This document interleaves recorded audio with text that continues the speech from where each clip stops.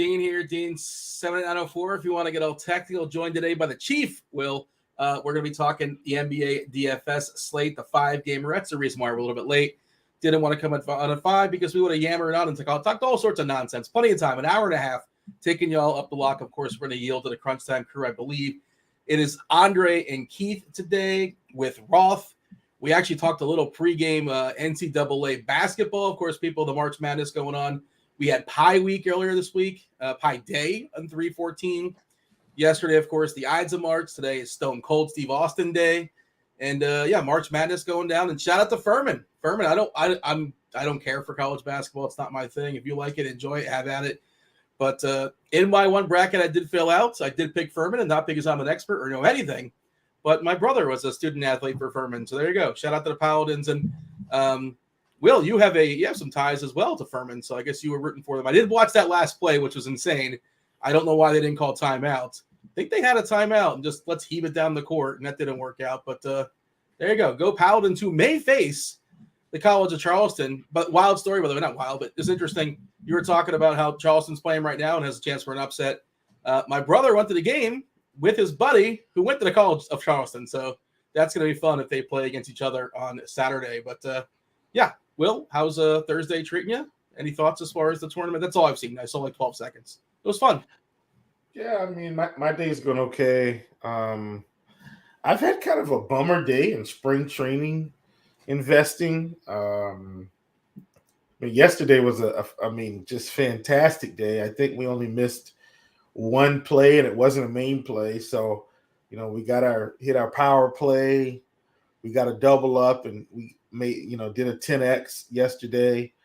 And it's like, all right, so pretty much everything went right yesterday, and then it's like, all right, let's string together 2 big days. And Jack Flaherty just screwed up majestically today. And so it's just, man, all we needed was Flaherty. And he had so many opportunities. But and I guess some people are saying, gosh, you're a degenerate. You're getting into spring training. Well, believe it or not, folks, this is helping me to refine my game. And so by the time the regular season starts this year, I'm going to be in like full season form, like right out of the gate. I'm going to know where everybody's pitch counts were, their last start. I know how many innings they've pitched. It's amazing what you can do when you just, like, I started spring training as soon as they started, Dean, and I just watching, looking, making sure. And I've been tracking everyone. So I know who's on second start, third start, fourth start. I've done some WBC. So this is probably the most interesting year I'm going to have leading up to MLB. I think I'll be more prepared this year than any other year. And I think that that for everybody out there, man, you can't slacken your game. You want to make money. You want to be successful. Do something you haven't done before. Try to get better every day. And that's what me and a couple others in the prop shop has done. And we're going to try to parlay that into some big, big, big weeks as we open this thing on March 30th, to be exact. Yeah, 14 days to Thursday. Next Thursday, I believe I have a show. I think Cheese and Blender and Cardi. I don't know. Obviously, it's different people coming at different times as far as the crunch time and all that. But I think 11 o'clock. 11 o'clock is it's a day slate, or maybe it's an all-day slate. I haven't fully looked at next Thursday. Can't be next Thursday. 2 Thursdays. My apologies. Yes, 14 days. Not this upcoming Thursday, but the next Thursday. Yeah, it's a. Hint, I sure hope I'm on the schedule for baseball. Hint. Producers Devin, which I'm sure I am, but this is my time of the year, Dean. Like, honestly, me and Dave Potts are probably more alike than I thought. And what I mean by that is baseball is money making season. Like, this is it. Like, this is dare I say this is probably, I don't know, 3/4 of my yearly salary that I pay to myself. It's baseball season, so it's time to go. I'm excited, and like you, by the way, I've been doing a lot of best balls, been digging into a lot of stuff, watching some WBC, some more so than previous seasons. I feel like I'm more prepared for opening day as well. Kind of a bummer with the celebration for Dominican lost to the Puerto Rico. There you go, and producer Steve. He's a Mets fan. I'm sorry. Yeah, terrible. The celebration, they lost their closer. He's donezo for the year, 8 months, they said. Oh, man, what a bummer. It reminds me here's of the thing. Dominican Republic had the stacked team in the WBC, too. Like, if you look at their roster, I mean, ridiculous. I'm saying pitching and hitting. I mean, they had Soto, Manny Machado, Rodriguez. Incredible roster. They were loaded. I mean, it was stupid. And even some of their, what you would consider bottom tier hitters, they're like middle range hitters on their major league team. Like, it was so dumb. I mean, they had an incredible roster. I know they had Sandy Alcantara was on the pitching staff. They were loaded. And I said, DR got put out. I couldn't believe it. It's baseball, though. That happens in baseball sometimes. I get it. But in retrospect, the USA is just smashing. Like, you got. Well, the U.S. offense is awesome. The U.S. might have the best lineup. That's what I'm saying. When you've got, just from a pure offensive standpoint, I know we got to talk NBA, but when you look at the DR roster, Dean, you said, okay, like this team, no doubt about it, should go all the way. Like, or you know what I'm saying? Like, get to the end. You didn't expect them to get put out kind of in the middle. Let me see. Yeah, let me pull up the roster and then we'll talk basketball. Folks, if we're bothering you by talking about this, like, please forgive me. I'm sorry, okay? But we'll get there. And I'm trying to pull that up, Dean. So, yeah, just in terms of the pitching staff, like, Sandy Alcantara was on there. Ronzi Contreras was on there. Johnny Cueto was on there. Christian Javier was on. And then, like, guys like Hector Neris, Brian Abreu. Like, these are all games. They're fine. Sandy's awesome, but the rest is not spectacular. But I'm saying these are games. These Christian and Sandy, they're enough. Like, I'm saying in this type of pool play. But then you go to – now, look, I understand Gary Sanchez is like – strikeout or home run, like, I get it. But him, Francisco Mejia, Willie Adames, Jaime Candelario, Robinson Cano, Rafael Devers, Wander Franco, Manny Machado, Ketel Marte, Jeremy Pena, Gene Segura. And then in the outfield, you had Teoscar Hernandez, Eloy, Julio, and Juan. And then Nelson Cruz was a designated hitter. This is an MLB team. Like, this is crazy. Cruz is the GM. I think he's a GM / player for what it's worth. He's also like 43, and Cano's no good. Gary Sanchez not in baseball right now. 30 years old, not signed with a team. It's a great team, but just lineup wise and depth wise, and this isn't me being a homer or anything, but the American lineup is insane. Trey Turner hit 9th yesterday, which is just outrageous as far as how good that lineup is. Bobby Witt can't get in the field. Mullins can't get in the field. It's loaded, but it's gonna be worth Betts, Trout, and Schwarber in the outfield. Goldie, it's just loaded. So good. I get it. I think it's spectacular. I get it. But still, DR, that offense was good enough to carry them, and one bad day, and lo and behold, you lose the game. A sneaky roster was the Netherlands. Like, they weren't elite, but they had like the mouthwash. Jonathan Scope was there. Xander was there. Didi Gregorius. They had like 4 shortstops playing. I remember that. A bunch of guys that play shortstop around the field. Jerks and Profar. Like, they just had it. It wasn't the best lineup, but it was interesting. They didn't have any pitching. I mean, just none. Like, none. All right, but anyway, let me digress. We've got plenty of time coming up that we'll be able to have an MLB / baseball show. I want to thank everyone for hanging out with us for this 5-game slate. Looks like we've got roughly 120 people hanging out with us right now. We really, really, really appreciate your time, allowing us to talk to you about the slate, about sports, throw in some shenanigans, so forth and so on. And then what we're going to do, usually we say pour one out. We're going to take a sip for Steve and the New York Mets, who, while they keep spending money and the hope is bright before the season, at the end, we know what will happen. They're the same old New York Mets. Great team, just can't get the job done. I'm sorry, Steve. I know that was partially harsh. I was actually rooting It's for the rough. Mets last year. I was The, actually rooting for the Mets last year, and they just, oh man, another meltdown. The But anyway, Diaz injury reminded me of Kendrys Morales many years ago for the Angels when he had a walk-off grand slam and jumping on home plate, he destroyed his knee, and he never was the same ever since then. And hopefully Diaz can bounce back. I think it was a patella or something like that. They said 8 months, so that's it, unfortunately. But hopefully he comes back stronger. All right, tonight's 5-gamer. Body parts are monitoring. Indiana can get really goofy tonight because Halliburton's questionable. Miles Turner's questionable. Buddy Hield is questionable. TJ McConnell's questionable. Mathurin and Duarte are officially ruled out.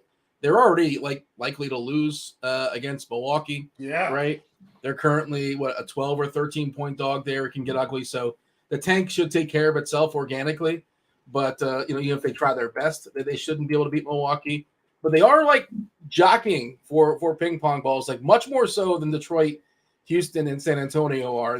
They're in the mix for percentage points, battling with Portland and Chicago, and I guess Washington as well. Other body parts that are monitoring as far as who's in, who's out, who's questionable.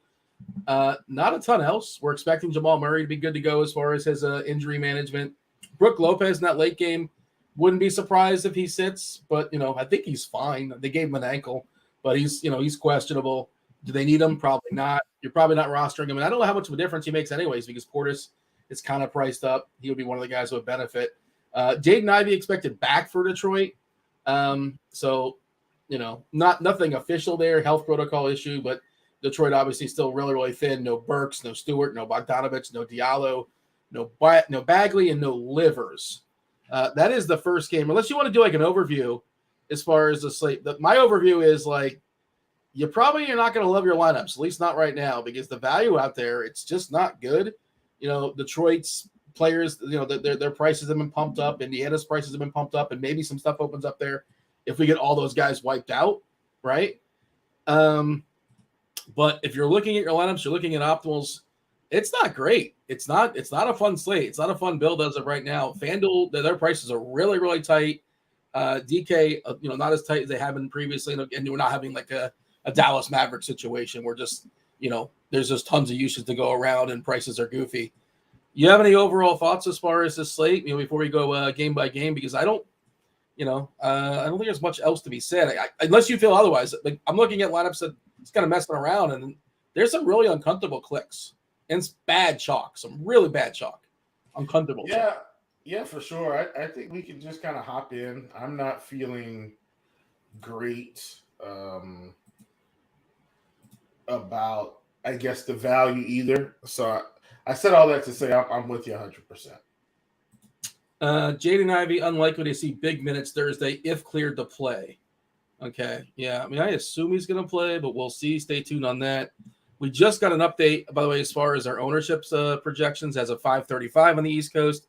We have player projections updated at 5:33. So pretty fresh batch here. The very first game, Denver trying to get off the schneid. They've lost 4 games in a row. This should be, the anecdote facing the Pistons. 230 is the total. They're 14.5 point favorites, losing four games on the road. 4 games in total. I don't think they were on the road. And this one on the road at Detroit. That's a pretty outrageous number. The only 7:00 game is Denver at Detroit. Denver is fully healthy, assuming Jamal Murray is good to go. I'm not going to count Zeke Naji. We've not seen him for a while anyway. And I just ran down the Pistons. The Pistons should have 10 live bodies, assuming that Ivy is good to go. Amongst those 10, we're talking about Roden and Hampton and Joseph and Durant and Boeheim. That's their bench. We saw Omar Rui get hurt last game, but he did come back finally to play. It was incredible. He got hurt, barely came back, and he was in foul trouble pretty quickly. But that's how that goes sometimes. And man, I hate seeing the Pistons on the slate, but here they are, and we kind of have to acknowledge their existence. As far as ownership in this game, the Pistons are no longer heavily owned because, again, the prices have fully adjusted, it seems like. With Ivy back, we're giving him 28 minutes, which then, that came out before that quote, and I guess that's about right? But he's 7K. Killian Hayes has been really good, but he's 6'7". Jalen Duran's 5'2". The most popular Piston as of right now at 9%. So, like, this is not jamming the Pistons night. Rodney Magruder used to be 3K and then 3.5. Now he's 5K, a full 5K for Magruder. Not going to get a ton of ownership. Omer Rui is 5-1. Cujo's 4-9. Long story short, of course, the matchup against Denver is not good. Denver, good defensive team. They play slow. They give up the fewest amount of rebounds in the league. Talk to me about the Pistons. I think I don't want to say we can. I feel like we can mostly ignore Detroit. Like, of course, in tournaments, you want to make a little game stack, have at it. But I'm not really on the Pistons tonight. How about you? Yeah, I mean, is it me or have the Pistons played every day this week? They didn't play yesterday. But I'm just kidding. I know they played yes, every day. It certainly feels like it. I'm not really worried about the Pistons today. This is a game that I think they should mostly lose handedly. This is just a very uninspiring team to roster today. If they were facing the Orlando Magic or a fully shorthanded Indiana Pacers team, we'd probably be having a slightly different discussion. But when they're facing one of the best teams in the Western Conference, with a shorthanded roster, I just can't. So they will be avoided today, and I think we will. I think we'll be fine. Yeah, that's kind of where I'm at too. I thought that Wiseman could be kind of interesting, but he's like up to 6'9" now on DK and 7K on FanDuel. I don't think. I mean, he's really strong fantasy point per minute, but I just don't think I can justify it. And again, if you're making 150, if you want to sprinkle it, by all means, go for it. As far as the Denver side, obviously Jokic is a monster. Both Jokic and Giannis are on this slate. It's hard to get to them. You can, but it's kind of hard. And like I said, you're gonna dislike your lineups with Jokic and Giannis. Even just one of them, two, is really, really hard to do. I haven't even tried that. Jokic is getting 19% ownership. This is the best matchup, I believe. When you look at defense versus archetype, of course, this is an awesome spot for Jokic. We've seen him, I think, in this stretch get the triple doubles and lose, which is the first time that's happened both times. So I guess it's happened twice now. He had this thing where he was 22-0, I think it is. Whenever he gets triple double, Denver wins, and now that's he's lost twice now, or the Denver's lost twice now during his triple doubles. This feels like a spot where the triple double, I don't want to say it's on layaway. You can't just assume that's going to happen. Barring goofiness, if some sort of foul trouble or some sort of extreme blowout, I feel really good about Jokic here as long as he's on the court. 32, 33, 34 minutes. He should absolutely smash. It's just a salary cap things. We live in the world of a salary cap. There's Jamal Murray, who's 7-7, which seems fine. Again, somebody should smash here for Denver. Gordon, Porter, Brown. I don't know how much running we get in like a total blowout, but he would stick around longer than the other guys. Coming off the bench is kind of their six-man. Little KCP revenge. What are your thoughts as far as Denver? I don't know what to do with Denver, but I like individual pieces. I think if you're playing Denver, at least the big guys, I think what you're anticipating is that they just absolutely nuke the Detroit Pistons in 3 quarters. And look, I understand that we can't account for blowouts. We don't know. Detroit could play well today and push the Denver Nuggets all the way to the brink. But realistically, the Pistons don't want to win games, and Denver's a much better team. And so if Jokic is going to get there today, then he's got to get it done in three quarters, I would assume. What I will say is I'm not afraid to pull the trigger on something like that today when it's a smaller slate. So Jokic could very well put up, 25, 15, and 12 in 3 quarters and, 2 blocks, a steal, and be right there at 70 fantasy points just like that. And you'd be like, well, God, he's got to get 70. Right. I mean, but I think you can risk it on this slate. Full disclosure, I don't think he's going for 70 today. But looking over the landscape of the slate, I think raw points are going to matter here because if Halliburton said and Buddy Hield were to say, as an example, then you're in the same situation with Giannis, with him facing the Pacers. Yeah. That will be very shorthanded. You've got the Suns facing the Orlando Magic, and for whatever reason, Orlando wants to actually play all their guys big minutes now. So it's almost like they're trying to win games. I don't know what they're doing, but Orlando might be Orlando and OKC are probably the most competitive bad teams, if that helps any. I think OKC is kind of a good team. So yeah. No, but they don't want to win. But they also don't want to win. Like that's the other thing. Like they don't want to win games. They're in this weird spot where they're going to, the rest of the West is so bad. They're basically forced to be in the play-in nonsense. You mentioned Orlando. Orlando's got 28 wins, right? And they're in the 5th spot as far as the worst team. Your Hornets have 22 wins. They're locked in. We've talked about this before. Your Hornets basically locked in the 4 spot. So Orlando's got some wiggle room in that. Charlotte's below them, 6 wins less, and Portland's got 31 wins. They have 28. So Orlando's kind of in their own little tier, if that makes sense. And the Detroit thing, Detroit's got 6 games on the Hornets. Like, again, I'm like a broken record with this. I think Detroit is trying. It doesn't matter that they've already done what they want to do. They're essentially locked in to the best possible percentage points they can get for Wembanyama, but they're just going to lose anyway because they're terrible, right? But that's that's neither here nor there. And your Hornets, unfortunately, they just weren't bad enough. San Antonio was too bad. Houston was too bad. Detroit was too bad. But you still 12.5% still pretty good. 12.5% chance as opposed to a 14% chance. That's what you're looking at right now. Your favorite player on Denver, if you don't think Jokic is getting 70, I feel like you should have I don't want to just make a rule. And I was talking about revenge there, not just KCP, but Bruce Brown in chat. Thank you. And also Arjax. This might be first blood revenge for Arjax. I think it might be. First time facing them since leaving Detroit. Am I wrong on that? No, he probably faced them with the Clippers. Never mind. Scratch that.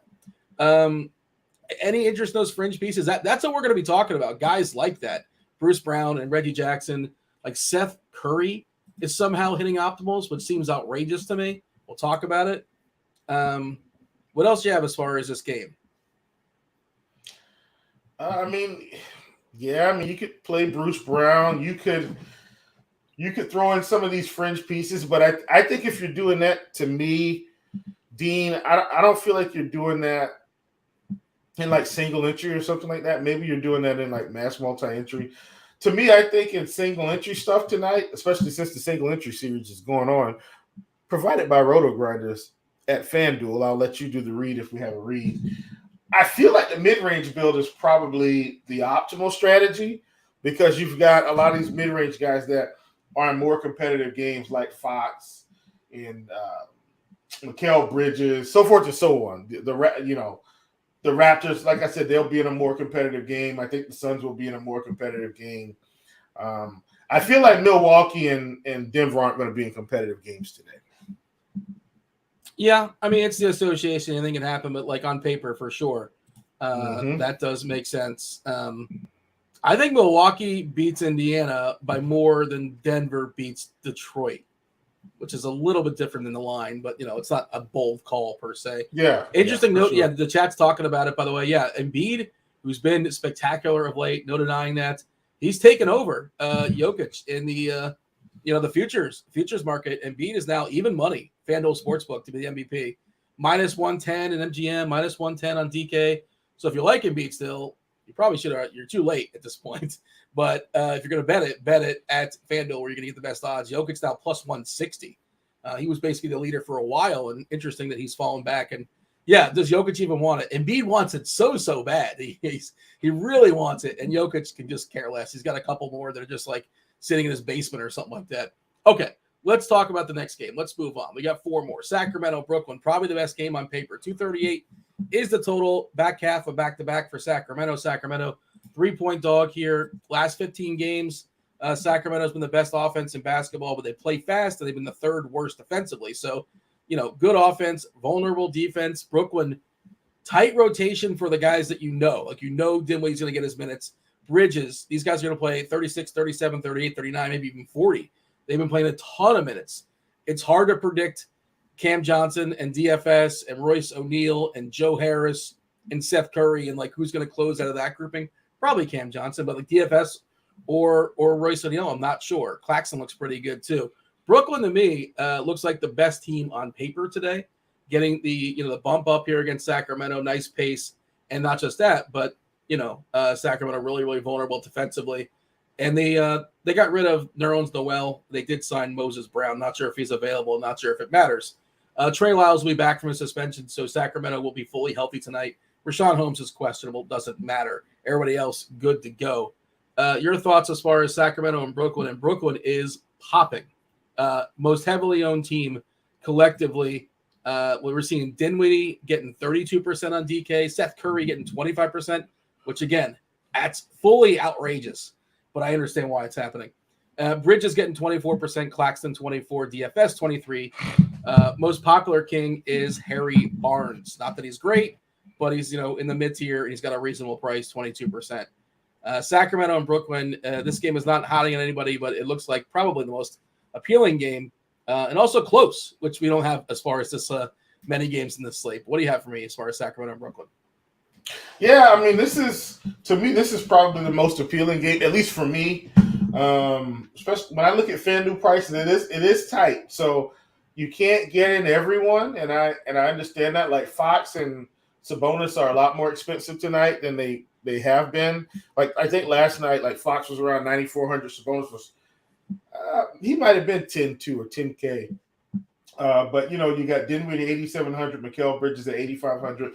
If you can find a way, I think, to get in, maybe one of the big pieces from Sacramento, whether that be Sabonis or Fox, and then you're able to get in probably Mikal Bridges, who's probably the top target in my opinion, and then maybe one of these other cheaper pieces. I feel like that's kind of the way to go. But I do really like this game. This is one of the, I think, the best games on the slate in terms of fantasy goodness. The mid range. I wish Dinwiddie was more than like the $7,500 range. But I mean, of course, you can't do that. Like those guys have been playing well. I'm just saying it would have been a lot easier to get Dinwiddie, Bridges. Maybe if Fox was 89 and Sabonis was 95, it'd give us a little bit more relief. But smaller slate, prices are a little bit inflated on those guys. But all in all, I do like this game a ton. Like this is my favorite game on the slate. Saw a question in chat. Is it too crazy to play Thomas Bryant? I would just say this is the kind of slate you do it on, where like you do it in a large field, big payout up top. Like you don't necessarily do it. If you hit it, you don't want to get paid off in a 100-person tournament. You're not playing in a 100-person tournament. Play him in a tournament that has thousands and thousands of people where you actually, get rewarded for that risk. And it's a massive risk because Thomas Bryant might score like 4 fantasy points. It wouldn't shock us. But he's a guy that could potentially mop up, right? If this game gets out of hand, and he's a good fantasy point minute player. And it's a small slate where there's not a lot of guys he has to beat. And there's already some bad chalk out there. So it's not that he's beating good chalk. He could beat bad chalk. And I don't think it's completely nuts. I don't know if you have a thought on that as far as Thomas Bryant. It's deep, it's digging deep. It's being ambitious. It's telling yourself a story. But again, you got to play it in the right tournament and understand what you're getting yourself into. But, do you have a thought on that? Or similar thoughts? Feel free to tell me I'm wrong. I think you can play him, but understand what you're signing up for. I agree. I think that's a good way to put it. You can play them, but understand what you're signing up for. Quote of the day. Other comments here in chat. Yeah, Nerlens Noel was removed from it. Yeah. Who is backing up Noel is a good question. Who do we have playing backup 5? Is Moses Brown available? I don't know. Like, who could play backup 5 for this team? If not, I guess they could O'Neal play like a small ball 5? I feel like that would be the guy. I don't know. It's a good question. They are pretty small. I mean, Claxton's going to play 31. Where do those 17 5-minutes go? I'm not sure. It's a good question, but I don't have an answer for you. Is Brown available? And if he is, would he even get some run? Not sure either. Bridges and Johnson from the Nets. Yeah, Bridges looks awesome here. Dinwiddie, I think in every single lineup I make, I'm probably going to have one of Dinwiddie or Bridges, and I think you can play both. I think you can. Question, Jokic, ABC, or Sabonis for level 1 tier pick? I assume that's a DK question for tiers. Sabonis is like not really in those guys' range, but Sabonis is in this game. This game is supposed to be close. The other ones are not. By the way, Sabonis, 4 of his last 5 games, triple-double. Shout out to Sabonis. That kind of stuff works, but you'd have to have be really ambitious to take Sabonis over ABC and Jokic. But again, you can tell yourself that story where I guess it's plausible. Yeah. You have a thought on that, Will? Jokic versus Giannis versus Sabonis. And that's just like raw points. I don't know how you take Sabonis, but I get why, I guess. For me, it's like, well, I almost have to, I want to see if Halliburton plays. And it probably still won't matter. Like, they should still be fine. But that's kind of, if Halliburton plays and Turner plays, this Indiana game is probably going to be a little bit more competitive, which would mean I'm probably going to favor Giannis, if that makes sense. What if you don't know by 7 o'clock, though? So, like, you're not going to take Jokic, and then because this game is 7:30, 8 o'clock, Indiana, Milwaukee. So you probably know. You never know, but you probably know the Indiana stuff by 7:30, I'm guessing. Maybe you don't know as far as the Jokic game, it starts at 7 o'clock. So I think if you're deciding between Giannis and Jokic, you just take Giannis regardless. He's got the later game tonight, and then have some sort of a pivot ready. Like, I still like Devin Booker tonight regardless. I do too. So I think take Giannis if you just don't know for sure. Giannis can still get there, just like Jokic can still get there in a non-competitive game. And then if those guys are ruled out, like Halliburton and Turner and all those guys, then you assume the Bucks are going to beat up on Indiana, especially with the Bucks being at home. And then I think from there, you decide whether you're going to do some sort of a swap. Now, it is just one game, so after that, that's it. Or maybe you get it before, and you can swap into, instead of playing maybe Giannis and, I don't know, Fred VanVleet, maybe you take, Devin Booker and I don't know, Pascal Siakam or something. Like, there might be something you can do. Or maybe there's a 3v3 swap. And I think that's something you just work on, but just practice it ahead of time. And that way you kind of have a game plan if the news breaks the way you want it to. Your thoughts as far as Curry? We're looking at Curry at being 26% ownership coming off the bench. And understand the context, right? Like, this is what I mean by bad chalk. He's expected to play 20 minutes, and his projection is 18 fantasy points. That's his median projection, 18. And, Curry's got to get there by hitting 3 threes, essentially, maybe 4. He can go 1 for 5 from 3, and that's it. And maybe get a rebound and an assist and possibly a steal and put up like 8 points for you. It just seems like really bad chalk. But it's just, that's the quote unquote nature of the slate. That's we're all kind of looking for value plays. We'll talk about some others later on in the slate, like Josh Okogie is popping as a value play. Cameron Payne, who's projected to play 17 minutes tonight, is popping as a value play. It's just not good. And that's the thing you talked about it. Maybe a balanced lineup is what you're supposed to do tonight. As great as Giannis is, as great as Jokic is, if they put up like 55, 60, maybe even 62 or whatever, you could survive that and just hammer the mid-tier. I think that's my current strategy, but it's not a comfortable strategy for me because my brain generally goes star scrubs, but the scrubs are just really bad as far as the slate. Sacramento, Brooklyn, give me your favorite play on each side of this game. I think for me in this game, I like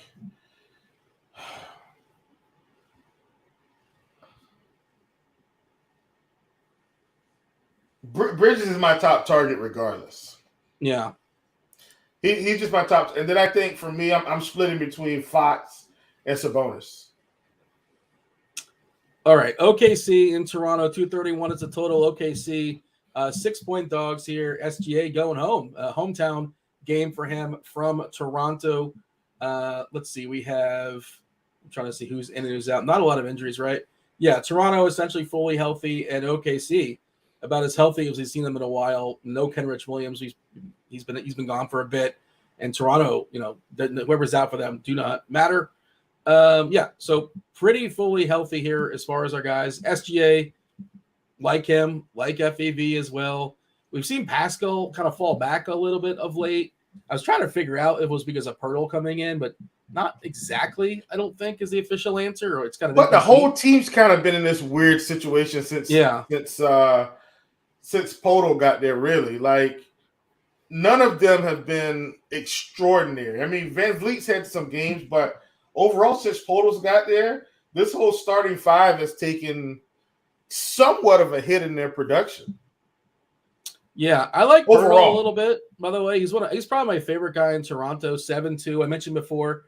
No, I mentioned this before, and I mentioned it in the expert survey. Just something I noticed, or just I kind of like centers against bigs, guys that are on the inside against OKC. OKC gives it the most rebounds per game to opponents. I feel like we got a pretty good shot at a double here for Pirtle. He's got a good shot at getting some stocks as well. 7-2 now on DK. I think he's like 7-4 or so on Fanduel. There's still a little bit of meat in that bone. I don't mind him. Again, it's hard if you have one stud tonight. Is your one stud going to be SGA? Is it going to be Freddie Van Vliet? On Fanduel, for what it's worth, Pascal is really popping because the price has adjusted somewhat. Again, he's kind of sputtered a little bit by his standards of late, but 37% for Pascal Siakam. Gary Trent, 42%. He's actually been hurt by Pirtle as well, minutes-wise. And like Pirtle, before their centers wouldn't get as much run, and they would automatically go smaller. Pirtle's playing 30 minutes or so. And like, remember before it was, God, I can't remember half the names. They're bigs. The rookie, Caballo or something like that. Koloko. I don't know who Caballo is. It's made up a name. Precious would get some run. But Trent is cheap enough where I think you can throw that dart. What is he? He's 4-3. It's not comfortable. A lot of these players aren't comfortable. He's 4-7 on Fanduel. Yeah, 4-7. Your thoughts as far as Toronto and the Thunder? This is probably the weird game for me, just because once again you've mentioned the Thunder having a somewhat good team. I'm not going to call them good. I'm going to call them competitive. Being like they're not quite. I don't feel like they're quite a playoff team yet, but they want to be a playoff team, and so they compete. If that makes any sense. And so you're kind of facing Toronto here, who, on paper, this should be a semi-good defensive team. They're not going to play that fast, and so I feel like overall this game is just kind of blah. I don't see the big fantasy production coming from this game. Overall, I know SGA has been incredible this season. It feels like he scores 30 to 35 points every game, which is true. He does. I mean, he so I get it. Like SGA has been playing great, but he doesn't really do much else. Like, he'll have some games where he has rebounds and assists, but typically an SGA stat line is 32 to 35, 4-4, or 3-5, something like that. He's not really dialing up the peripherals. I think I'm staying away from SGA tonight, even at 10-6. I don't think this is the spot to be loading up on him. I'd much rather play Devin Booker than SGA tonight if I had to pick between the two straight up. Indiana, Milwaukee, big total, 238.5. Milwaukee's got a bunch of those points. They have a team total of 125.5. Therefore, they're a 12-point favorite against Indiana. Again, pretty murky with the Pacers. 8:00 game. Who knows when we'll get this news? But Halliburton, we haven't seen him in a while. He's questionable with his ankle. Miles Turner's got a back. Buddy Hield's got a foot. TJ McConnell has a back, and Duarte is officially out. Mathurin is officially out, but this certainly can change. As far as Milwaukee, they do have Brook Lopez being questionable with his ankle. Grayson Allen is also out with a foot, and they do have Jay Crowder with his calf questionable. Dragic is questionable. Doesn't matter so much. Thanasis Antetokounmpo is not with the team for what it's worth. Doesn't matter so much for our purposes. But they still have plenty of guys, Milwaukee. Ingles is there. Portis is there. Connaughton's there. Wes Matthews can get some run, that kind of thing. Carter's there. This is a weird game because, like you said, potential blowout. Giannis should be able to do whatever he wants. I don't trust the Pacers to play their guys. We'll see, but they should be able to recognize that, like, again, the tank will take care of itself. The Bucks, they're professionals. Goofy stuff happened, but they should probably lose this game. If everybody comes back for Indiana, I like nobody in the Pacers, basically. I just don't like it. There's nothing really to like. Ownership doesn't like anybody either, I don't believe. Let me just take a peek and confirm. Let's see. On DK, ownership-wise, we're looking at – all right, I just lost my page. 7% to Buddy Hield at 6.4K. And, again, they've been pushing down in his minutes pretty hard. Halliburton at 3%. If you want to throw that dart, sure. Like, of course he has that ceiling theoretically, but we haven't seen him for a while. There's no guarantee he even plays. There's no guarantee if he plays. The minutes will fully be there. It is a Jordan Nwora revenge game. If you want to throw that dart, have at it. But I don't really like anything in the Pacers. We have some if-then stuff I'll take a peek at. And as far as Milwaukee, it's mostly Giannis or nothing. And he's really expensive. So I don't know what to do with this game. I mostly don't like it. But things may change. What do you got? Yeah, I mean, once again, if Halliburton and Miles Turner are out, it's going to change my perspective on this game because obviously it's going to be less competitive. Now, I will say this. If Halliburton and Turner are in, Giannis is my number one stud tonight. I probably have him on lock button, to be quite honest with you, just because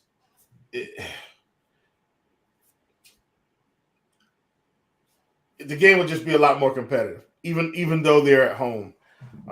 We've seen Halliburton, and I think Miles Turner has had a big game against this team already once this season. I think I could be wrong there, but I feel like he has.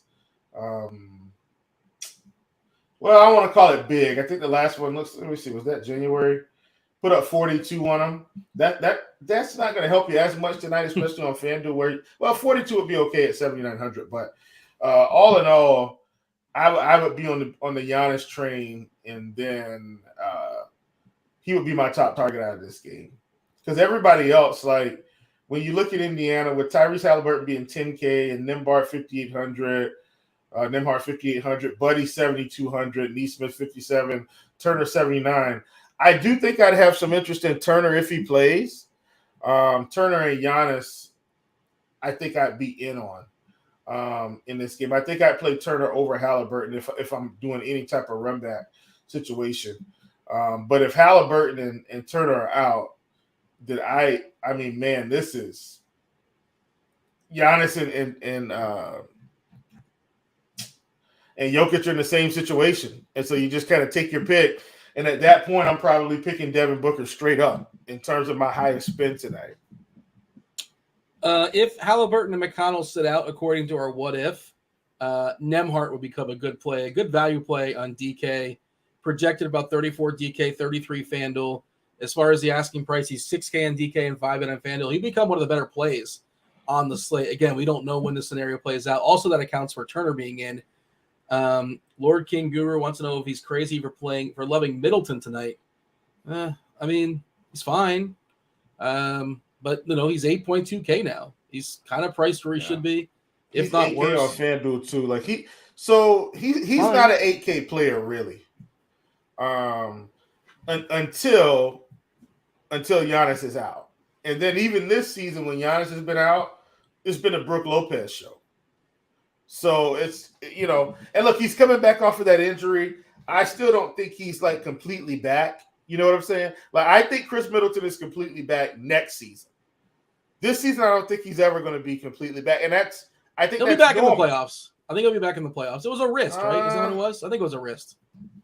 I think it just kind of like it's a slow ramp up, and Milwaukee knows they don't care about this game. They care about the playoffs. He's been playing minutes though recently. Yeah. Like it's not like he's been completely like out of rotation. Like recently, he's playing mid-30s. I'm just saying overall in terms of Chris Middleton being back to a somewhat all-star level. I don't think we see that until next year. I think he still needs the rest of the season, off season, back next season to like really just put it together. His usage stuff when Giannis is off the court has been spectacular though. So, but that's probably not going to be the case tonight. Maybe a little bit of a few minutes. You never know. Giannis could end up on the injury report in about an hour with a thumb and sit. I mean, he really wouldn't shock me. Wouldn't shock me. Yeah, last game was Orlando versus Phoenix. Gary Harris is questionable for Orlando. If he doesn't go, he's got a hip, I believe. Gary Harris, like, come on, guy. Just can take a break. Dean, can you let the people know about Stat Hero? Yes, I was going to do that before the last game, and that's where we're at. If you don't want to mess with like the chalk that happens to be, Seth Curry, just some really, really fringy stuff. You don't have to do that. You don't have to mess with that. You can play over at Stat Hero. If you're not aware of Stat Hero, it's a unique fantasy sports platform that allows users to compete against the house instead of other players. You're not competing against Chief. You're not competing against those in chat. Head-to-head style contests as well as pick-em style contests. You can also play their new Searing 12 contest for a chance to win 10K. Play and win to start your streak. Keep your streak alive by playing every day. Build your streak. Win prizes with consecutive wins, including swag, RG premium, and the cash prizes. Use the promo code GRINDERS. That's GRINDERS. GRINDERS. GRINDERS. 50% deposit bonus up to $250. Jump into the action today over at Stat Hero. Speaking of jumping in, the Crunch Time crew is going to come in a second. Let's give our thoughts as far as Orlando and Phoenix. I know you've kind of said several times, Will, you talked about how you like Booker. This is our favorite, the number one defense versus archetype matchup tool. As far as matchup-wise, Devin Booker is certainly popping. He is expensive, but, thus is the nature of the slate. There's a lot of guys that look good, but it's hard to get.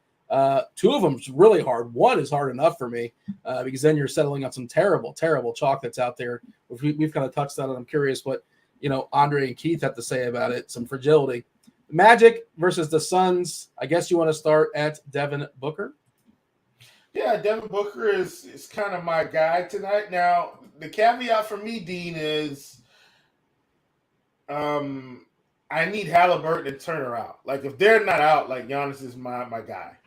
I'm just going to side with Giannis. But if Halliburton and Turner are out, then it's Booker for me. And I do still like Booker, even while liking Giannis. I would just have more Giannis exposure than Booker if Halliburton and Turner play. But Booker, I mean, the one thing I like about the situation with him is he's at an elite level right now in terms of shot attempts. And that's one of the things I look at when I'm trying to roster, stud players. Now, Giannis is kind of in a situation of his own where he's going to get all the peripherals. And we have seen Devin Booker pick up some peripherals this season. But all in all, Devin Booker's taking almost 25 shots a game here recently. And that's a big deal because now you're saying, okay, he's getting so many opportunities, right, to be able to pick up fantasy points. Obviously, they're at home. This is a game that they should win. So I like him a ton. He's my second guy in, or my second stud under Giannis. So if I were ranking studs tonight, it'd be Giannis, Booker, Jokic, SGA. In terms of probably Giannis. No. Giannis, Booker, Jokic, Sabonis on FanDuel. I'm talking FanDuel right now. Sorry about that. Let me make that clear. And then SGA would kind of be my last stud. And then if Halliburton and Turner in or out, then it's Booker, and then probably Sabonis, then Giannis, then Jokic. Because once again, I don't think these games are going to be competitive if the stars aren't playing, which is why Jokic is kind of at the bottom for me tonight. But yeah, also in this game, I don't hate like Josh Okogie. Like, he's a guy you may need. What I don't like is his ownership on him. Like, he's pushing 50% tonight. And while Josh Okogie is fine, and I am looking at FanDuel, I don't think he's worth 50%. 20% DK. Yeah. So how much is he on DK, by the way? Just right on top of your head. He's 5-1. Okay, yeah, he's 5-1 on FanDuel as well. So Okogie's just okay. If I were I like to take massive stands. Josh Okogie gets the X button for me on FanDuel tonight. Like, I'm not playing him at 50% even on a small slate, because I can eliminate a big part of the field just by getting rid of him. On the other side of this game, I don't really want to play the Magic. They haven't played competitive. I don't mind. Wendell Carter's just okay. By the way, Milwaukee is ruling players out. Not to cut you off, Crunch Time Crew's coming in shortly. Milwaukee ruled out Dragic. Doesn't matter. Crowder doesn't really matter. But Lopez getting ruled out, I think, matters. That might move the needle a little bit. Yeah, that's good. Feel free to finish your thought. What matters more brackets have been busted. Yeah, Arizona just lost to Princeton. I'm really, my brackets are terrible or done. What was Arizona? What was their number? I don't know. What do you mean? They were 2. They were 2? Okay. Oh. Yeah.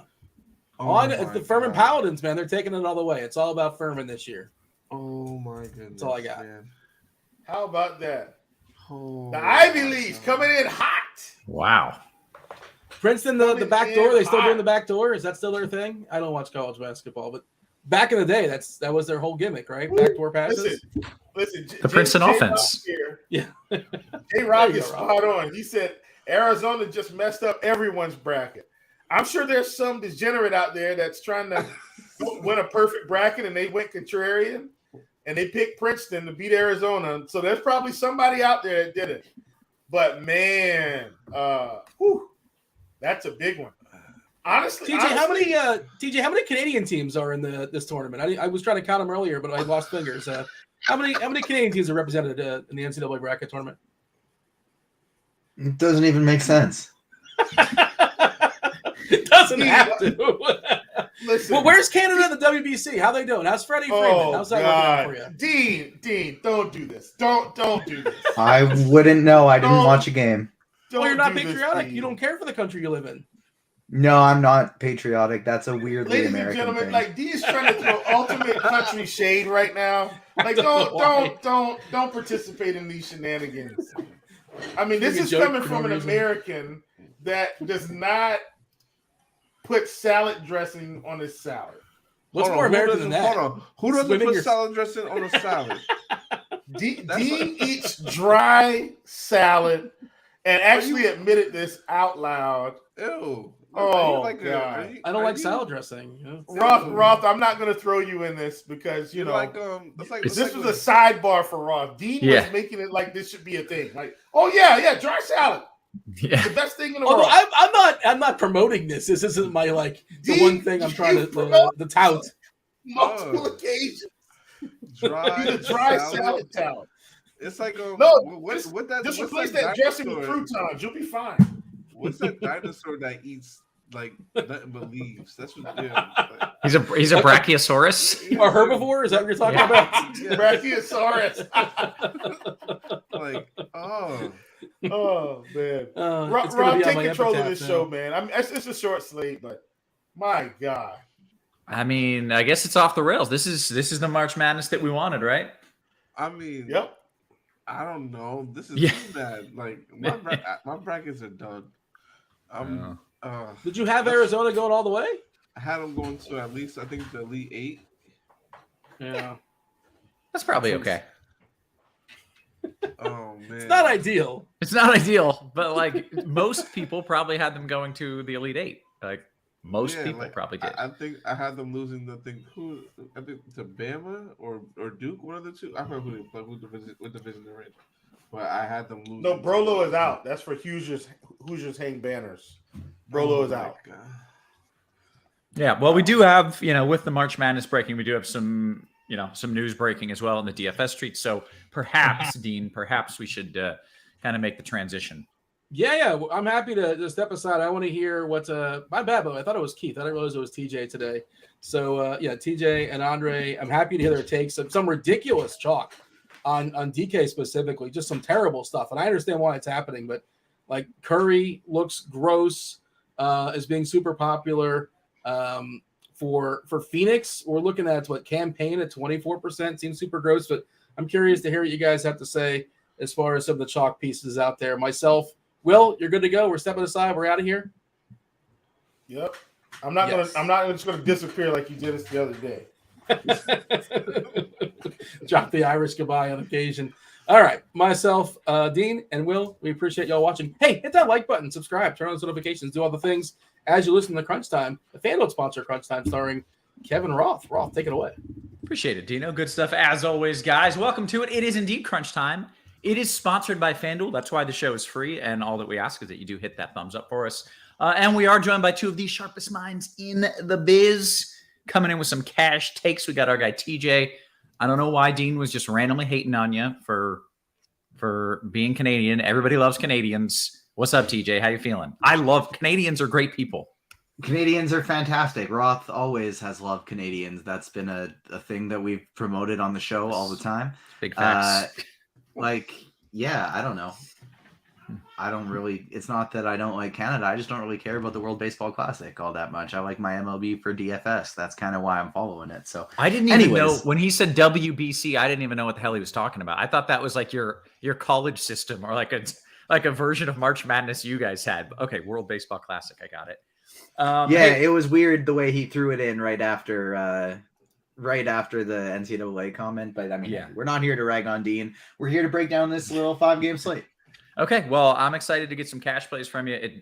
As Dean mentioned, it seemed like there's some weird chalk, but I guess in cash games, that's okay. And then coming in with some tournament takes, if he is recovered, we got our guy Dre, who's just shaking off the bad beats. It's okay. Everybody had Arizona winning. It's fine, man. Don't worry. There's people in the chat that said they had Arizona going all the way. Now that guy is screwed. He's screwed. You still have a shot. What's happening, man? How you feeling other than March Madness aside? I'm feeling good. I feel great about this slate. I'm ready to just hopefully give people good plays to take this slate down. Had a good night. Pretty decent night last night. So looking to hopefully continue to run, switch over to a different site and go crazy. Okay, I like that. That's a good game plan. Let's dive into it. We like starting off on FanDuel because it is a FanDuel sponsored show. Make sure that you're signing up for the FanDuel Sportsbook. If you're in a legal sports betting state, take advantage of their awesome bonus offer. New customers get the no sweat. New customers bet $20 on any market, get $200 in bonus bets. Terms and conditions apply. Offer not available in Massachusetts because you get a special bonus offer there. Bet $5, get $200 in bonus bets. And then the FanDuel Single Entry Series sponsored by RotoGrinders, that's still going. Reserve your spot in the Thursday NBA Dribbler Contest. $1 to enter for your chance at $200. And the NBA Putback, if you got that cash, that's $222 to win $8K. So make sure you're getting in those single entry tournaments. With that, TJ, let's zoom out and walk through this little 5-game slate. Sounds good. Starting on FanDuel, like this is, I find it to be quite the difficult slate today on FanDuel. Having said that, there are a couple spots that we kind of can focus on cash games. First and foremost, the Sacramento and Brooklyn game. 3-point spread, fast pace, no defense. Brooklyn's going to be one of our primary targets today. We got Spencer Dinwiddie and Mikal Bridges tagged as Noto's core plays today. I agree. They're two of the first plays you're putting into cash games today. Dinwiddie is priced up a little bit on FanDuel, but I do still love the spot for him. For me, it's a mid-range build today. Like, we just don't really have the value to be going stars and scrubsy. And so for me, it's a mid-range build today. So that's the spots I'm primarily looking at. Toronto is in a really good spot today. I'm really interested in getting to some Toronto players. And then finally, Phoenix is kind of the last spot of the day for tournaments that I like getting to as well. But starting at the guard position, some players we are interested in for cash games. The aforementioned Spencer Dinwiddie, which of course Noto has tagged as a core play today. The other player that I'm looking to get to is Fred VanVleet. Fred VanVleet at $8,600, Spencer Dinwiddie at $8,700. And if for some reason I can't quite afford one of them, I don't hate the idea of playing somebody like Chris Paul for a couple $100 cheaper. But VanVleet and Dinwiddie are those two priorities for me because we are struggling with salary a little bit, like Isaiah Joe at a projection of 30%. That is not going to happen for me. I'm not touching that even in a cash game today. I would rather play Seth Curry straight up over Isaiah Joe, but I would try to not get to either of them. Like, for me, it's really all about Dinwiddie and it's about Fred VanVleet. Those are the two I think you want to play today. And if you really want to try and save salary somewhere, one of my favorite places to do it is a guy like Cole Anthony. Like, it's not ideal, but Gary Harris is still questionable. If he happens to be out, he'll get some more minutes. You could even potentially look at a guy like Jalen Suggs is too expensive on FanDuel. So I wouldn't mind Cole Anthony in that spot, but it would be either Dinwiddie, VanVleet, or Anthony for me. And because of how scarce that point guard position is, it would be just Dinwiddie and VanVleet for me. At the shooting guard position, you can play Mikal Bridges either here or at the small forward position. If you have the salary and you're choosing between SGA and Devin Booker, I personally like Devin Booker a little bit better, but a 50% owned Josh Okogie, obviously what you want to do with him in tournaments is another story, but for cash, that's your play today. You can probably pair him with Gary Trent Jr. Just the fact that he's 40% owned is just like you can plug him in cash and get underweight on that in tournaments is kind of like a pretty straightforward approach to what you can do there. And so if you want to go Okogie and Trent, no problems there. You can play either Okaji or Bridges at the small forward position. And at that small forward position, I'm basically looking at the one of Okaji or Bridges. And then the other person I'm trying to play there is most likely Cameron Johnson. Cameron Johnson, $6,300 going up against Sacramento is one of my favorite plays at that position. And then if you land on somebody like a Harrison Barnes, I think that's okay. If you land on Michael Porter Jr., Luguentz Dort, I think that's fine. And even somebody like it's kind of gross, but this is two guys I think you can go to today at the shooting guard. One is at the shooting guard, and then the other is at the small forward position as well. Are Pat Connaughton and Javon Carter. With Brook Lopez already ruled out, Goran Dragic already ruled out, I think this one's going to be a blowout. It's a 12-point spread. Maybe this is more of a tournament take than a cash one, but if you land on like a Pat Connaughton for a last piece, I'm actually okay with that. And then at the power forward position, if you can spend up for a guy like Giannis, great. But for me, I don't think it's going to be the play today. If you want to land on somebody like a Bobby Portis because Brook Lopez is out, I don't think there's anything wrong with that either. But Pascal Siakam is probably my favorite here. Cameron Johnson, if you want to play him at the power forward position. If you land on Barnes here, I think that's, again, okay. But it's a pretty tight pool for me in terms of cash games today, just because I really, really don't like the power forward position. So I'm trying to play Cameron Johnson or Harrison Barnes here, or I'm playing Pascal Siakam, who is probably my favorite at the position. Mm-hmm. And then at center, this is a spot where you can play Bobby Portis again, Nick Claxton at 7-7. I don't mind. Jakob Poeltl at 7-5, DeAndre Ayton at 8-5. I'm good with all of those options here at the center position. It's the last spots I'm filling out, though, in my cash game. Okay, very good. Well, let's get some tournament takes here. For that, we bring in Dre. You said you have a good feel for this. I don't love even the core plays. Like, I don't love anything. So walk me through what we're doing here to take down some tournaments tonight. All right, yeah, core play wise, I mean, it's kind of hard to avoid these guys going against Sacramento for the Brooklyn guys that Noto has. So I kind of definitely agree with those guys that you have to play them. But like on a slate like this, it's a 5-game slate. I like, these are like kind of like my specialties, I would say, in a way, because it's like all about game stacking. Gotcha. If you game stack certain games the right way, you can pretty much get the upside to it, especially if you stack the right one. And we are all thinking this Indiana-Milwaukee game is going to be a blowout. They have played each other close, I think, every single time this year. So that's to me encouraging me to want to play these guys, especially. And I think that they didn't have Tyrese Halliburton for, I think, one of them. Miles Turner, I think, has played in all of them. And those are guys I definitely would be looking at playing today if they're in. Especially a guy like more so now Miles Turner, with the fact of Brook Lopez being ruled out. So I think that this makes it more incentivizes me more to look towards him if he's in. So I would kind of hope he would be in to play him a lot. I also do like Josh Giddey going against Toronto. I think he's an excellent sneaky play that not a lot of people are going to be on. So I would get a lot of exposure to him.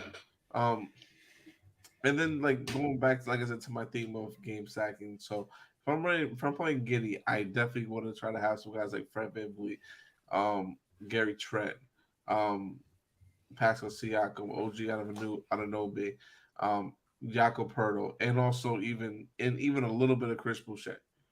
Just because it's OKC, and in 15 minutes, Chris Boucher can give you 25, 30, maybe even more fantasy points. So that's someone that I would be looking at rostering here that no one's going to be on. And that's how you win tournaments. You have to take those chances to try to when you're trying to win like $100,000 or $50,000. Hold on, let me see real quick how many minutes he's got the last few games, because I believe it was a good amount.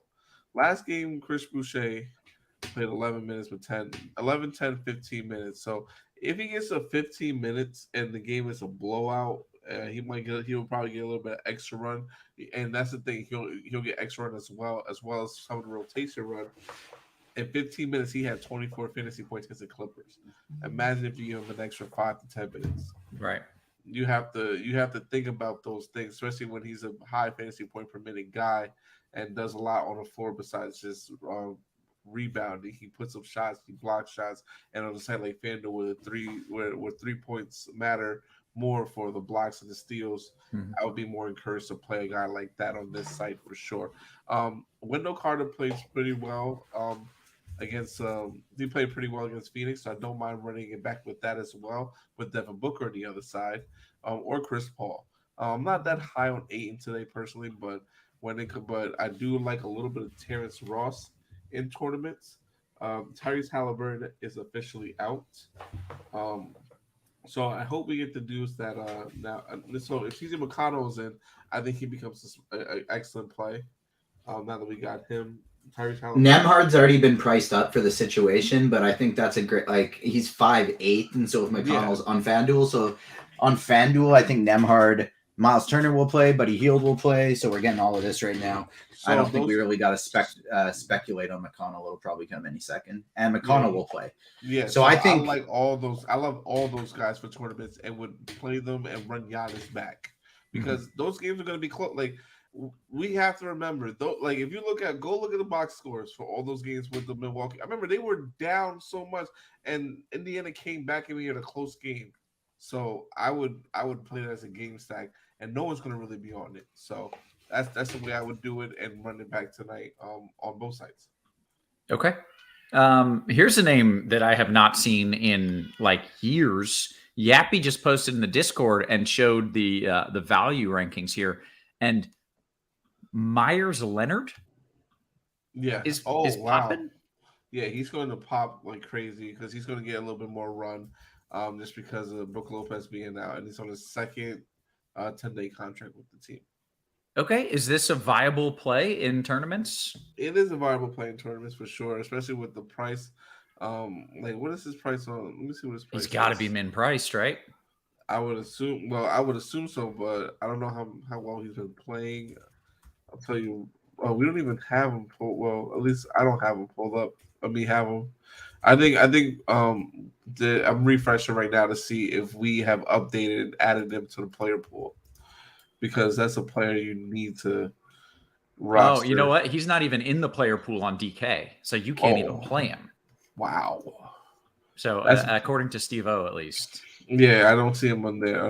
Yeah, he's not in the DK player pool, but maybe on FanDuel. And Robert says he's not an option on FanDuel. So, boy, we're talking a lot about a guy who might get some run and is not even available. Yeah, so that makes it a little bit difficult because how much is he going to take from Bobby Portis? That's the thing you have to think about. So, like, that's why I would focus on the big guys, Giannis, Chris Middleton, Drew Holiday, and go from there. But I'm making sure I'm running it back with at least 2 to 3 guys from Indiana if I'm playing one of those main guys. So basically in all your lineups, if you're playing player X, you're bringing it back with player Y and Z, maybe multiple guys. Like, that's your entire approach for tonight. Yes. Okay. I need to do that more. I don't do it, and that's why I suck and I never win tournaments. So I need to do that. Okay, TJ, let's talk some DK here. We still have plenty of time. Let's walk through a DK build and tell me what's different, and then we'll go position by position as well. Sounds good. Just updating a few things here for that Indiana news. I didn't really expect Halliburton to be out, anybody else to be in, and with that the case, I do think McConnell is one of the best plays on the slates in both sites here. So we'll see how his projection looks upon updating here. But here on DraftKings, Dinwiddie and Mikal Bridges, once again, no score plays. Don't mind walking them in here at all. And then at the point guard position today, I'm looking at, like, TJ McConnell is probably my favorite play there outside of Spencer Dinwiddie. So I think you're playing one, if not both of those guys. Chris Paul's a little bit cheaper here on DraftKings, 7,500. If you land on him at a guard position, I think that is fine as well. Hey, TJ, can I cut you off real quick here? With McConnell now being a good play, I don't know his price, but does that change your entire build where now you're thinking maybe I can get one of those stars? Like, he's Giannis 5K, so no, not really. He's not cheap enough. He's 5K, you said? Yeah. Gotcha. He's 5K, so not right, particular. curious. It does make me want to play, like, if I'm deciding between Giannis and Jokic, that would make me want to lean towards Giannis. Maybe now if I'm playing McConnell already in my lineup. But with Halliburton out, like I don't even necessarily, if I'm only playing one of them, I don't necessarily feel the need for the run back. And then at the shooting guard position, Mikal Bridges, Josh Okogie. If you want to spend up, I like Devin Booker. And then if I'm looking to spend down, Josh Okogie, Cole Anthony, or if I'm trying to get really cheap, if I land on somebody like Pat Connaughton with how undermanned Milwaukee is, I don't mind that either. And then once we move over to the forward position at small forward, that's where it starts getting a little bit ugly on DraftKings. And so that's where I would rather land on somebody like Okogie or Connaughton here at the small forward position, or go to somebody like Cameron Johnson or Gary Trent. And then at power forward, Bobby Portis or Giannis, if you want to go to one of the Bucks, that is A-okay. I don't mind a little bit of a Portis and TJ McConnell stack today. Pascal Siakam, Cameron Johnson again, or even somebody like a Dorian Finney-Smith. If you land on him as a last piece, I think that is okay as well.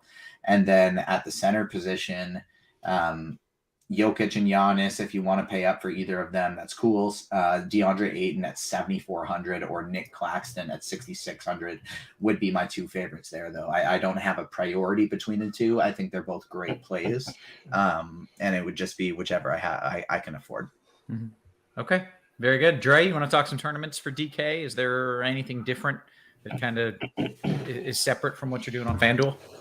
It's going to be pretty much the same thing. I don't think it's going to be any different. I really like that in the end of the game. If no one's going to be on that game like that, I'm going to play a lot of it and just hope that it pays off and goes well.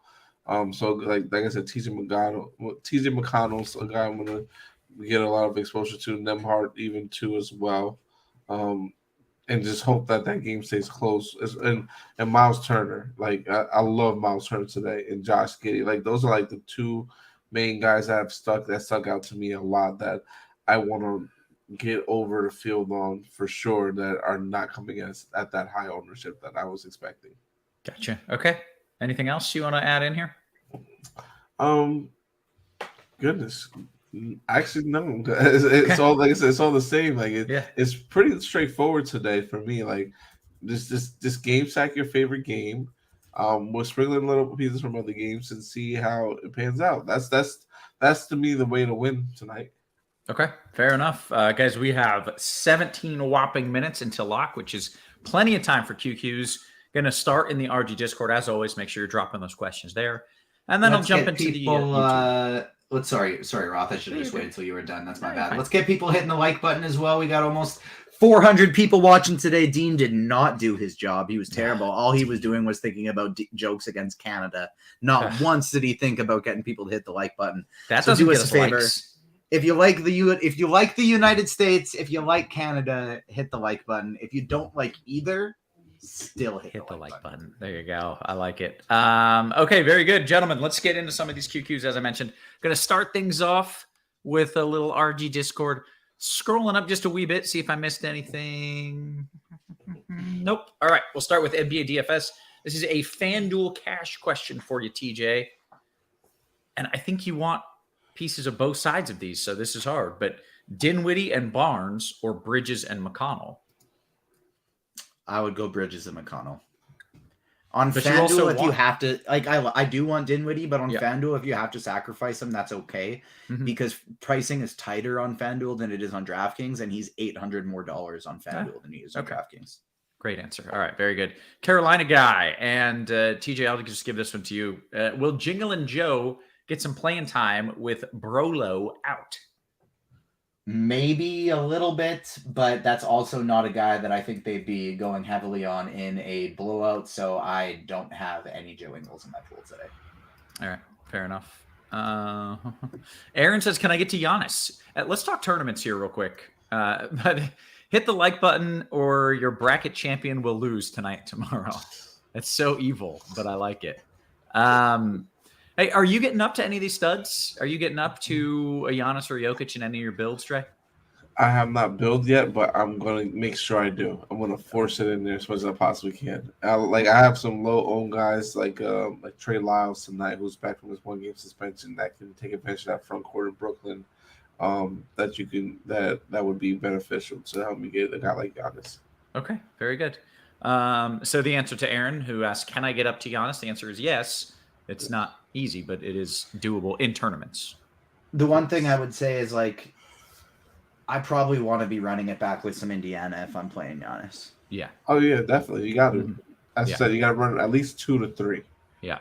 Okay. Very good. Eric says, FanDuel, what are your thoughts on Murray? Dre, I'll give that one to you. What are your thoughts on Murray? Which Murray? I don't know. I was hoping Jamal. there was only one. Jamal. There's Keegan and there's Jamal. Oh yeah, Jamal. Forgot about Keegan. They both are good plays in tournaments. I like them both. If I had to choose which one I like more today, it's going to be Keegan because Jamal Murray might be in a blowout and you got Jokic there as well. Okay. Very good. FanDuel cash question for you, TJ, from Darren.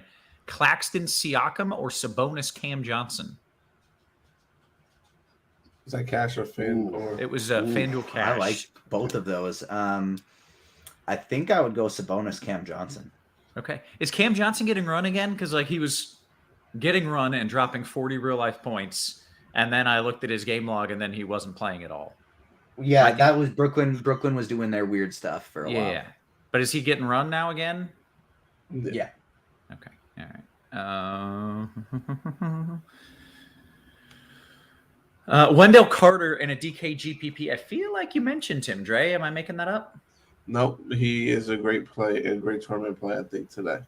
Very good. All right. Eric says, what are your thoughts on Aaron Gordon on FanDuel? Dre, I'll give that to you. That's sneaky. I'm not a fan of Aaron Gordon, but he's been playing well this year, so I don't mind it as a GPP play. Okay. By the way, do either of you have any props for tonight? We've got a few questions in about props just in case we get there. I Prop bets.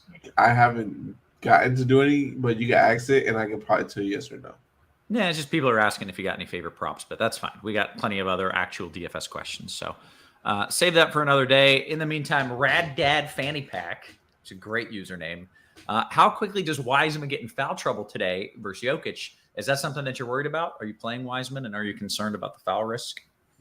I'm considering playing Wiseman only because his talent. Jokic is not that great defensively, and so just same thing like you have to worry about Wiseman being in foul trouble. You got to worry about Jokic as well. But I probably will not.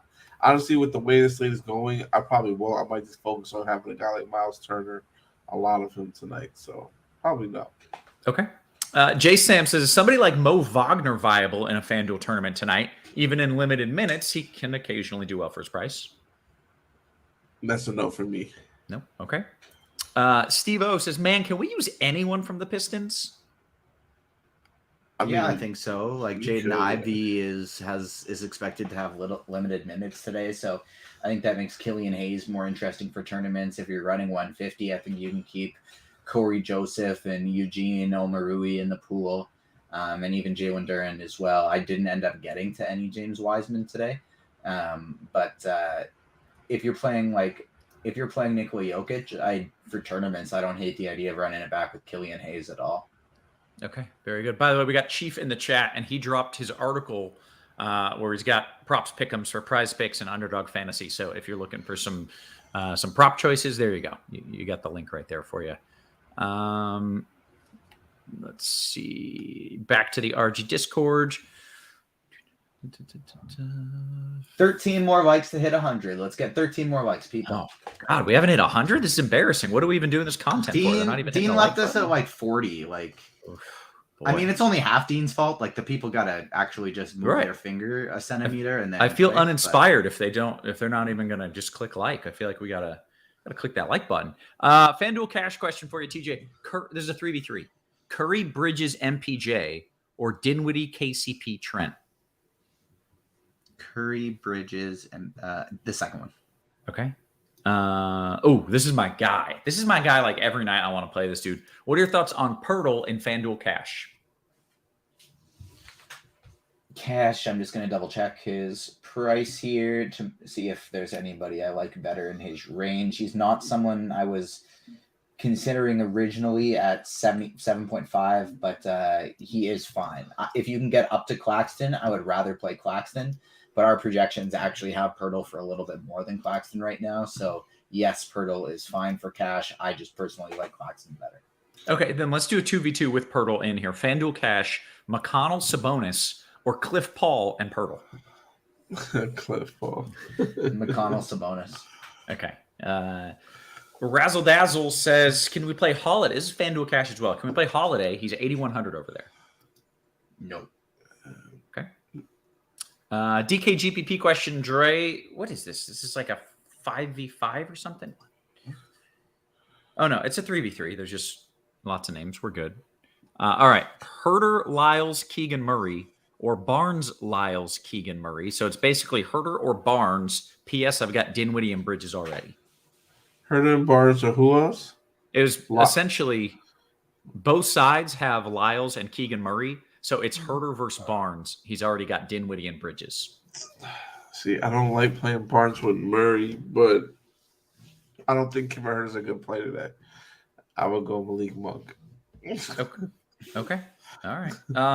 Crossover King says, Dre, you playing any Bud Hield today? I don't mind him at all today. Very nice.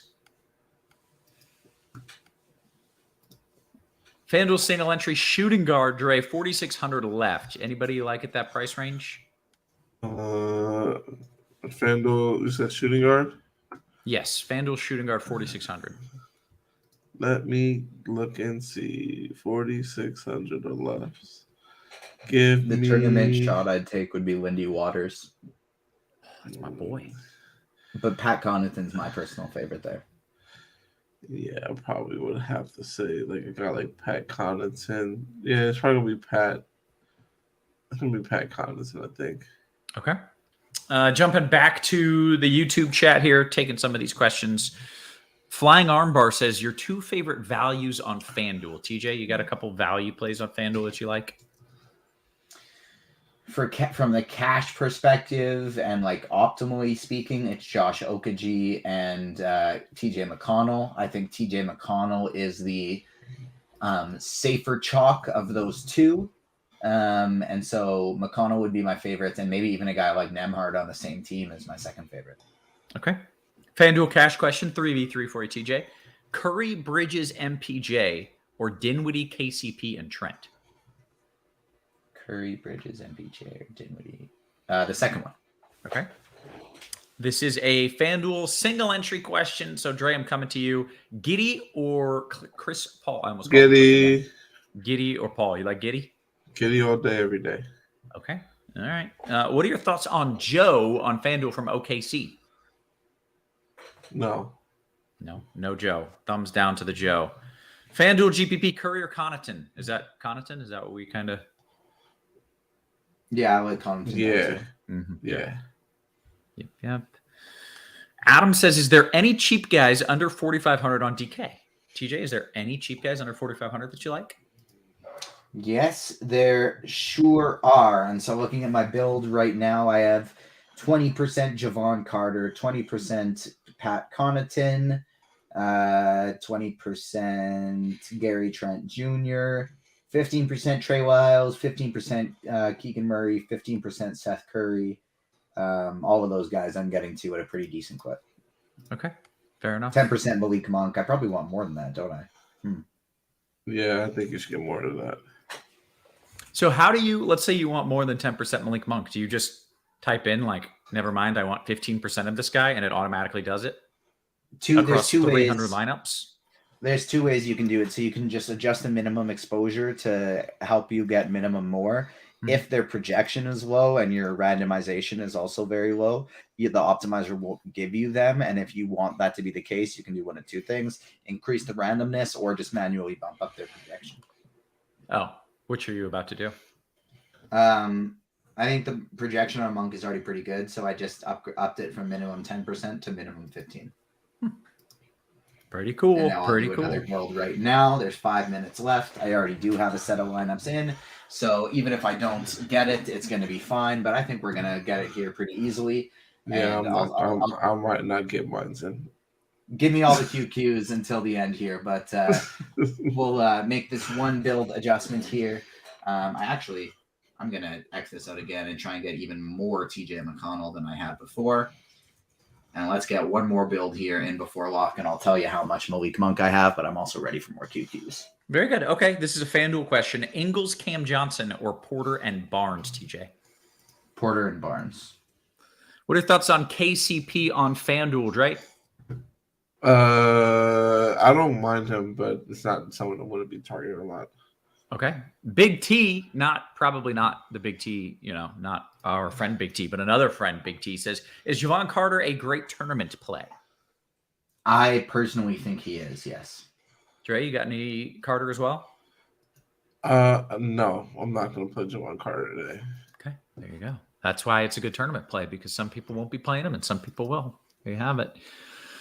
True North says, I'm not hitting the like button until Dean either A, wears a hat with a Canadian flag on it for a whole show, or B, sings the Canadian national anthem live. I think that's fair. I'm not even mad about that. I think that's fair.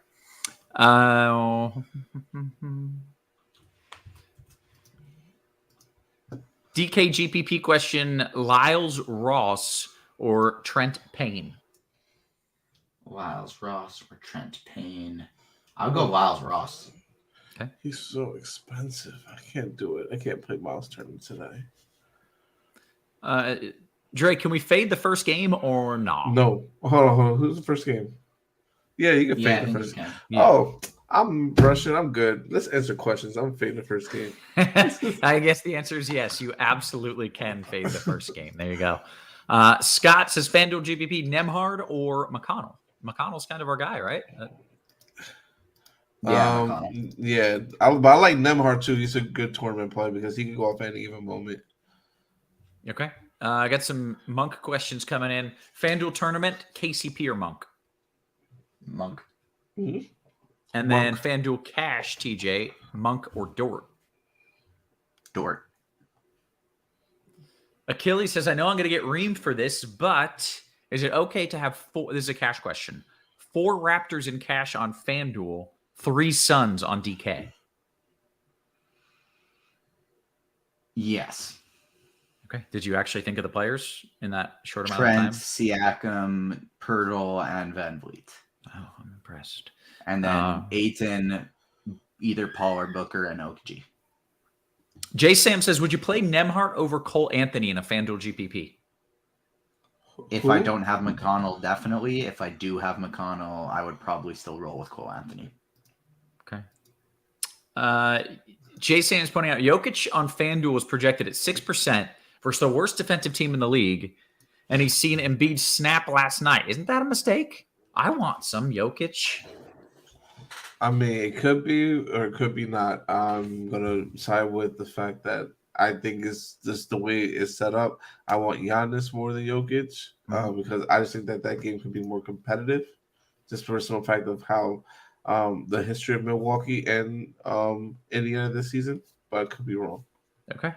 Less than 2 minutes until lock. This is... For what it's worth, I have more Jokic than Giannis. Okay. FanDuel Cash is a 4v4, which I generally don't allow, but it says, I'm sorry, Roth. So, okay. He apologized. I'll allow it. 4v4, TJ, FanDuel Cash, Van Vliet, Barnes, Siakam, Pirtle, or Dinwiddie, Connaughton, Porter, Sabonis. I guess the Raptor side. Okay. Jep says, what is your favorite GPP game stack on DK? And I think you're going with this, the Milwaukee game, and just hoping it stays close, right? Yeah, I think that's going to be my favorite game stack of the night. Mm-hmm. For me, it's Brooklyn and Sacramento. Yep. All right. NBA DFS is FanDuel Cash, Siakam, Trent, or Pirtle Monk? Siakam, Trent, or Pirtle Monk. I would go Siakam, Trent. DK Cash, what's the case for playing Portis? What's the case for playing him? He will likely be the starting center. Okay. If he's not, then he still will likely play extended center minutes off the bench. Okay. Jay Sams, on FanDuel, I'm playing Portis. Can I also play TJ and Nemhart together in tournaments, or is that a no-no? Yeah. You can pair them together. Yeah. You compare? Okay, very good. FanDuel, there's such a lack of value that they're both cheap enough you can play them together. Okay. Michael with just the hottest of hot takes in the chat right now. I don't even know if I want to read this one out loud. Gordon will outscore Jokic tonight. That's not that bold. Gordon? Aaron Gordon has been playing well this season, so He's going to outscore Jokic? Jokic has not been scoring like crazy lately. He's been getting triple doubles, but he hasn't been put up like 30 points. He's been put up like 20. Maybe this highest game of last game was maybe like 25, if that. I assume we're talking fantasy points, to be clear. Oh, I don't know if he's talking actual points, then. In his last 3 also, Jokic has 28, 35, 37. Yeah. His last 3 were before that. Jokic was not doing really anything. Michael, I will take that bet, sir, especially if we're talking fantasy points. Okay, hey, guess what? We've done it. We've hit the lock. We are past the lock now. So with that, I think we're going to bounce. I got some smash burgers I'm going to make for the fam. TJ, what's up? Aaron Gordon's last game with over 20 real-life points was over a month ago. Yeah, I just don't even. And he says, yes, fantasy points. If Aaron Gordon outscores Jokic fantasy points, I will eat my socks, dirty ones. I'll eat them. I don't right here on the show. You had me, Michael, until you said fantasy points. Yeah, I don't think it's happening. Hey, with that, we are going to bounce on out of here. So, for TJ, for Dre, for our wonderful production crew, always working hard behind the scenes, guys, we appreciate you. We love you. We will catch you tomorrow. You have been crunched.